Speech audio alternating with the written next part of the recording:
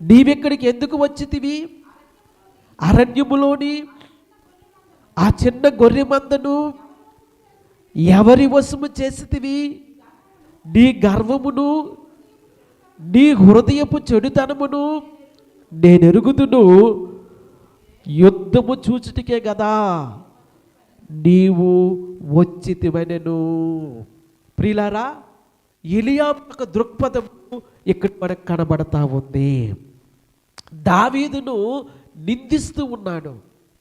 దావీదును తీసి పారవేసినట్లుగా మాట్లాడుతూ ఉన్నాడు. అసలు దావీదు దేవుని చేత అభిషేకించబడిన సంగతి, లేదా ప్రవక్త అయినటువంటి సమూయేలు దావీదు రాజుగా ఉండునట్లు అభిషేకించిన సంగతి ఎలీయాబునకు తెలుసు. ఎలీయాబు కన్నులారా చూశాడు.